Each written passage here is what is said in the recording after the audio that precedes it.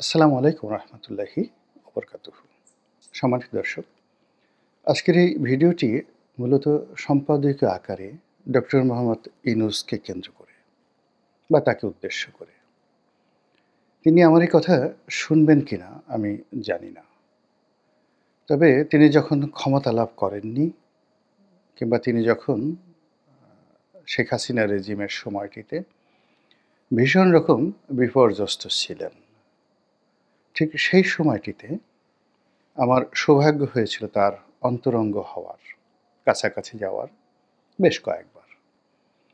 আর দূর থেকে তাকে যেভাবে দেখেছিলাম, সারা বিশ্ব যেভাবে তার কর্মে মুগ্ধ, আমিও তার সেই কর্মে মুগ্ধ থেকে তাকে হাইলাইট করে বেশ কিছু নিবন্ধ আমি লিখেছিলাম সম্পাদকীয়। বাংলাদেশ প্রতিদিনে একাধিকবারই লিখেছি, নয়া দিগন্ত এই পত্রিকাতেও লিখেছি।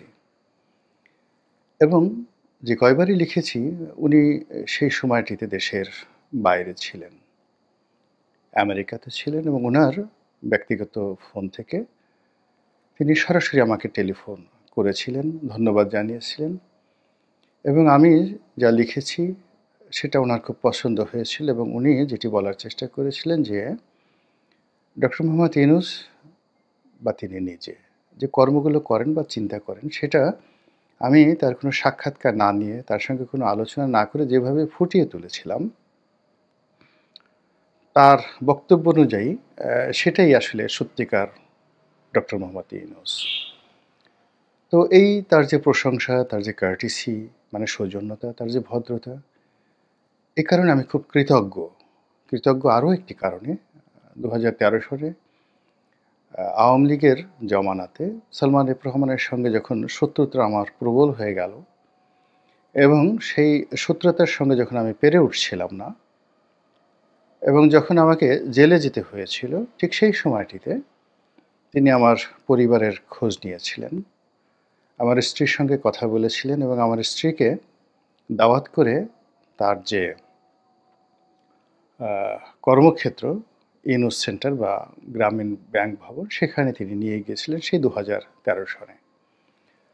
অনেক কথা হয়েছিল তার সঙ্গে এবং আমার সঙ্গে এবং আমার স্ত্রীর সঙ্গে বিভিন্ন সময়টিতে। তো তিনি এই ক্ষমতায় এসেছেন। ক্ষমতায় এসেছেন এটা অনেকে আশা না করলেও আমি সে ২০১০-১১ সন থেকে আশা করতাম। আমার কেন জানি মনে হতো সেই মহাভারতের, রামায়ণের কিংবা গ্রিক সাহিত্য কিংবা আরব্য রজনীর যে কাহিনী, সেখানে নিয়তি বারবার মানুষকে যে জিনিসটি শিক্ষা দেয়, আপনি যাকে তাচ্ছিল্য করবেন ঠিক তার কাছে আপনাকে যেতে হবে। তো শেখ হাসিনা তাকে যেভাবে তাচ্ছিল্য করছিলেন, যেভাবে অপমান করার চেষ্টা করছিলেন, আমার কাছে সবসময় মনে হতো যে শেখ হাসিনাকে আসলে পরাজিত হতে হবে নিয়তির কাছে এবং সে পরাজয় ডক্টর মোহাম্মদ ইউনূসের যাকে বলা হয় মাধ্যমেই হবে।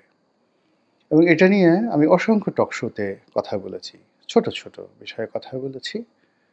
তো সেই ডক্টর মোহাম্মদ ইউনূস যেদিনই ক্ষমতায় এলেন, আমি বলতে গেলে তার পরের দিন থেকেই তার সমালোচনা করে আসছি এই কারণে যে তিনি ভালো করেন।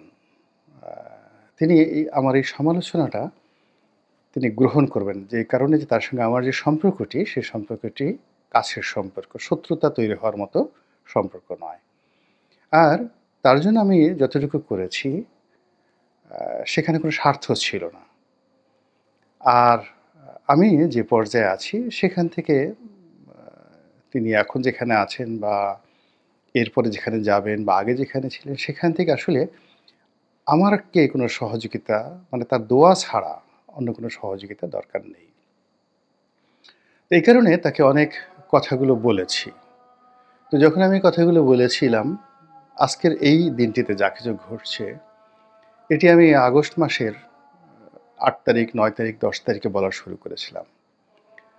তখন যারা মানে সাধারণত অধৈর্য যাদের খুব বেশি বা সহজে যারা খুব ইনফ্লুয়েন্স হয়ে যান, বা তারা মনে করেন যে সমাজটা লেনাদেনার সমাজ, লোভের সমাজ।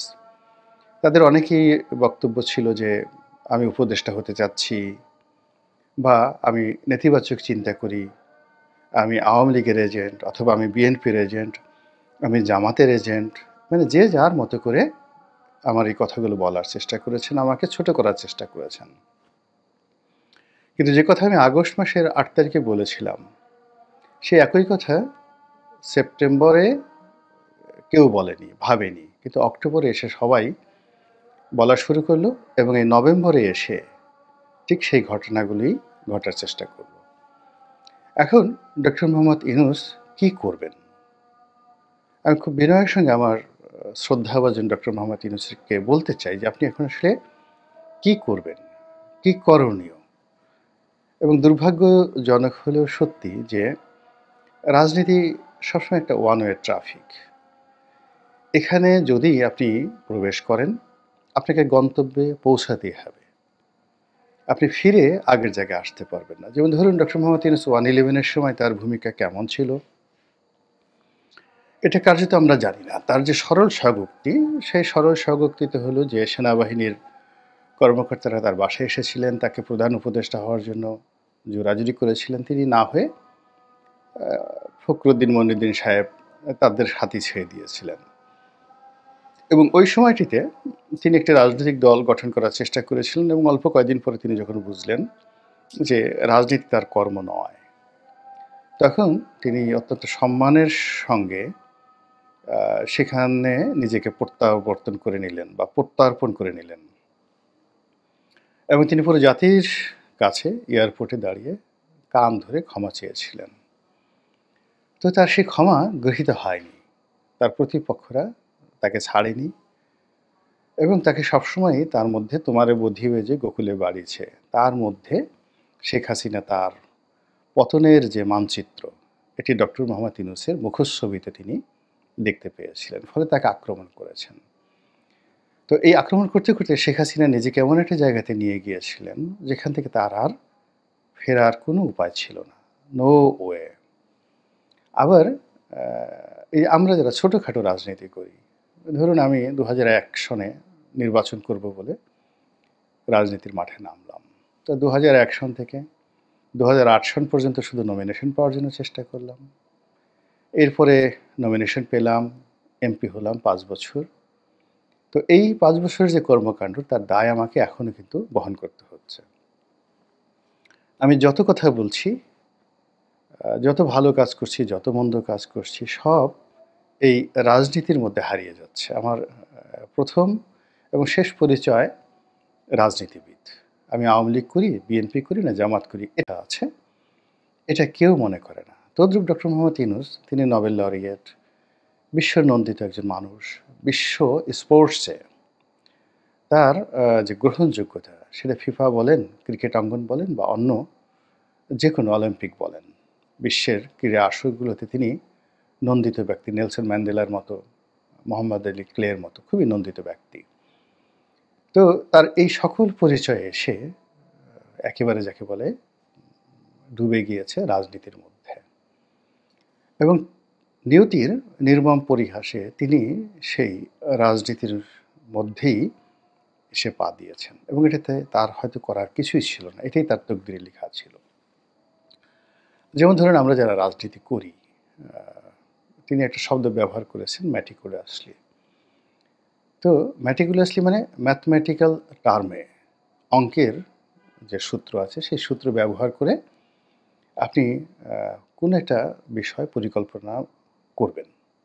নির্ভুলভাবে পরিকল্পনা করবেন। তো যারা সফল রাজনীতিবিদ তারা করে কি আগামী দিনে ধরুন একজন রাজনীতিবিদ এমপি হলেন, মন্ত্রী হলেন, প্রধানমন্ত্রী হলেন। তো তিনি যদি হন সেটার জন্য তার একটা meticulous প্ল্যান থাকে এবং যারা সেই প্ল্যানগুলো করতে পারেন তারা সবাই সফল হন। যেমন জিয়াউর রহমান সাহেব করতে পেরেছিলেন, তিনি সফল হয়েছেন। কিন্তু বঙ্গবন্ধু পারেননি। শেখ হাসিনা আ সেই জেলখানাতে বসে তিনি প্ল্যান করেছিলেন।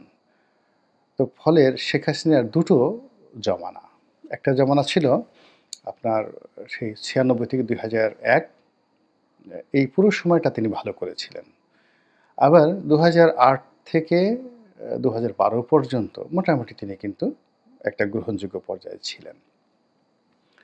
এর কারণ হলো তখন ওই সময়টিতে তার সবকিছু meticulously পূর্ব পরিকল্পনা অনুযায়ী তিনি সবকিছু করেছেন। তার নমিনেশন দেওয়া, মন্ত্রিপরিষদে জায়গা দেওয়া, ডেভেলপমেন্ট ওয়ার্ক, তারপরে তিনি কোন কাজগুলো করবেন, অগ্রাধিকার কী হবে, এই পুরো বিষয়গুলো তার পূর্ব পরিকল্পনা ছিল। কিন্তু ১৩ সনের পরে পুরো পরিস্থিতি তার আর সেই পরিকল্পনা মতো হয়নি। তিনি পরিবেশ পরিস্থিতির সঙ্গে নিজেকে জড়িয়ে ফেলেছেন এবং পরিস্থিতি দ্বারা প্রভাবিত হয়ে তিনি সিদ্ধান্ত নিয়েছেন। ফলে ক্রমশ তিনি পতনের দিকে এগিয়ে গিয়েছেন। তো ডক্টর মোহাম্মদ ইউনূস তিনি যদি সেই ১/১১ পরে মানে ২০০৬ সন থেকেই তার একটা পরিকল্পনা থাকতো যে আমি প্রধানমন্ত্রী হব, প্রধান উপদেষ্টা হব, এতদিন থাকব, এই লোকজনকে নিয়ে আমি এই কাজগুলো করব। তাহলে আজকের যে অবস্থা, সে অবস্থা তৈরি হতো না। কিন্তু মনে হচ্ছে যে তিনি স্বপ্ন দেখতেন হয়তো যে তিনি হতে পারেন, কিন্তু এ কথা তিনি কাউকে প্রকাশ করতেন না। দ্বিতীয়ত শেখ হাসিনার জমানার শেষ ৪-৫ বছরে তার উপর যে সীমাহীন অত্যাচার করা হয়েছে, বিশেষ করে ২০২১ সনের পরে। এর ফলে তিনি বেঁচে থাকার আগ্রহ হারিয়ে ফেলেছিলেন, স্বপ্ন হারিয়ে ফেলেছিলেন এবং রাজনীতি নিয়ে আসলে তিনি চিন্তা করেননি। ফলে তার কাছে যখন এই নিয়ামতটি এলো আগস্ট মাসের ৫ তারিখের পর, তখন তিনি ছিলেন বিমোহিত, তিনি ছিলেন কিংকর্তব্য বিমূঢ় এবং তিনি অনেক কিছু ভুলে গিয়েছিলেন। তিনি তার আপনজনদেরকে ভুলে গিয়েছিলেন। তিনি তার শিক্ষাকে ভুলে গিয়েছিলেন, দীক্ষাকে ভুলে গিয়েছিলেন, প্রতিজ্ঞাকে ভুলে গিয়েছিলেন। ফলে কি হলো? অন্যের সাজানো একটা বাগান, সেই বাগানে তিনি এসে বসলেন। অন্যের একটা সিংহাসন, সেটাতে তিনি বসলেন। তো যার জন্য কি হলো? প্রথম দিন থেকেই এই সরকারের উপর, প্রশাসনের উপর কোনো জায়গাতে তার কোনো কর্তৃত্ব তিনি প্রতিষ্ঠা করতে পারেননি বা করেননি। এবং এই কাজগুলো করার জন্য তার যে বিশ্বস্ত যে লোকগুলো পরীক্ষিত, এরকম লোকগুলোকে তিনি নিয়োগ করেননি। এবং তিনি একটা প্রবাদ আছে যে আপনার যদি খুব বেশি অনেক বন্ধু থাকে, ইট মিনস আপনার আসলে কোনো বন্ধু নেই। বাংলাদেশে ডক্টর মোহাম্মদ ইউনূসের অনেক বন্ধু আছেন বা ছিলেন, অনেকের সাথে সম্পর্ক, কিন্তু যেটিকে বলা হয় ক্লোজ ফ্রেন্ডশিপ, যেটা পলিটিক্যাল লোকজনের থাকে, সবার থাকে। যেমন বিএনপির একজন নেতা বা আওয়ামী লীগের একজন নেতা, তাদের কিন্তু তারা জানেন যে এই লোকটি কাজ করতে পারবে, এ গুন্ডামি করতে পারবে, এ মাস্তানি করতে পারবে, এ প্রশাসন চালাতে পারবে, এ তার পক্ষে এই কাজটি করতে পারবে, এটি তারা বুঝতে পারে। এটি ডক্টর মোহাম্মদ ইউনূসের ছিল না। ফলে আজকের যে অস্থিরতা, আজকের যে বিশৃঙ্খলা এবং আজকের যে বন্ধনহীন একটা রাষ্ট্রীয় ব্যবস্থা এই আজকের দিন পর্যন্ত আমরা দেখতে পাচ্ছি, এই সময়টাতে আসলে ডক্টর মোহাম্মদ ইউনূসের কী করা উচিত? আমি শুধুমাত্র তাকে বলব যে আপনি কারো কথা শুনবেন না। আপনি দরকার হলে রোজা রাখুন। এটা ধর্মের দিক থেকে নয়। যখন মানুষ রোজা রাখে, ফাস্টিং করে, তখন তার মস্তিষ্কের অনেকগুলো সেল কার্যকর হয়ে যায়, মোতওয়াজ্জ হয়ে যায়, অটোমেটিক্যালি জ্ঞান ভাণ্ডার খুলে যায়। পেট যত খালি থাকে, মাথা তত উদ্গ্রীব হয়ে যায়। তো আর পেট ভরা থাকলে মাথা অলস হয়ে যায়। তো আপনি ১ দিন বা ২ দিন রোজা থাকুন। আপনি নামাজ পড়েন কি পড়েন না, সেটা বড় ব্যাপার নয়। আপনি সিজদার মতো করে প্রণতি দিন বা মাথা নোয়ান, বিছানায় জায়নামাজে বা আপনার ইচ্ছা মতো নোয়ান। তাহলে কি হলো যে আপনি রোজা রাখার পরে যখন আপনি এই মাথাটা নোয়াবেন, তখন আপনার যে মস্তিষ্কের রক্ত চলাচলটা অন্য সময়, মানে অন্য স্বাভাবিক সময়ের চাইতে, আপনি বসে থাকেন, শুয়ে থাকেন, এর চাইতে অনেক চমৎকারভাবে এটি কাজ করবে। এবং সেখানে বসে আপনি নিজেকে প্রশ্ন করুন, আপনার যে সময়টি ভালো লাগবে, এটি ভোরে হতে পারে, এটি বিকেলে হতে পারে, যখন আপনি শারীরিকভাবে মানসিকভাবে ভালো থাকবেন। নিজেকে প্রশ্ন করুন যে আপনার কি পদত্যাগ করা উচিত? আপনার কি চলে যাওয়া উচিত? নাকি আপনি থাকবেন? পরিণতি কিন্তু আপনার সমানই হবে। আপনি পদত্যাগ করলেও আপনাকে ক্ষতিগ্রস্ত হতে হবে, চলে গেলেও ক্ষতিগ্রস্ত হতে হবে। আর আপনি যদি থেকে যান, সেখানে আপনি যদি সফল হন তাহলে একরকম, আর ব্যর্থ হলেও কিন্তু আপনাকে অন্যরকম।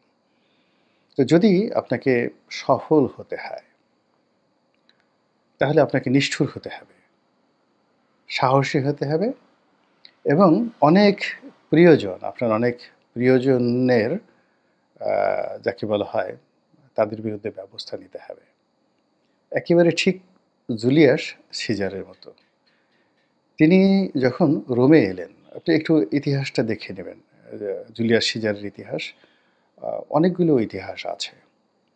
তো তিনি যখন রোমে এলেন কনসাল জেনারেল রূপে, তখন রোমে গৃহযুদ্ধ এবং তার মানে ৩ জন বন্ধু, খুব ঘনিষ্ঠ বন্ধু, ক্রেশাস, তারপর মার্ক অ্যান্টোনিও এবং পম্পেই। তো ২ জন বন্ধুকে তার মেরে ফেলতে হয়েছিল এবং পম্পেইর সঙ্গে তার নিজের মেয়েকে কিন্তু তিনি বিয়ে দিয়েছিলেন এবং ওয়ান্স আপন এ টাইম পম্পেই ওয়াজ বস। এবং সেই যে রাষ্ট্র ক্ষমতাকে স্ট্যাবল করার জন্য তাকে এই কাজ করতে হয়েছিল। আবার শেষ বয়সে তিনি ক্লিওপেট্রার প্রেমে পড়ে তিনি সবকিছু হারিয়ে ফেলেছিলেন, ব্যক্তিত্ব, আত্মমর্যাদাবোধ এবং চিন্তা করার ক্ষমতা। ফলে তার প্রিয় বন্ধু ব্রুটাস, তার হাতে তাকে নিহত হতে হয়েছিল। তবুও সবচেয়ে বড় ব্যাপার হলো তিনি যদি সেই সময়টিতে রোমকে নিয়ন্ত্রণ না করতেন, তাহলে এই যে প্রায় ১০০০ বছরের রোমান সাম্রাজ্যের ইতিহাস, এটি কিন্তু রচিত হতো না। তো কাজেই আপনি একটা ঐতিহাসিক সময় পেয়েছেন। প্লিজ ভয় পাবেন না। আপনি সাহসী মানুষ, ধৈর্যশীল মানুষ। মহান আল্লাহ আপনাকে অনেক অনেক গুণাবলী দিয়েছেন, যেগুলো সচরাচর অন্য কোনো মানুষের মধ্যে থাকে না। আপনার শ্রেষ্ঠত্ব, আপনার বীরত্ব, এই যে সময়, এই সময়টিতে আপনি কাজে লাগান। আমি দোয়া করি আল্লাহ আপনাকে সফল করুন। আসসালামু আলাইকুম রহমতুল্লাহি ওয়া বারাকাতুহু।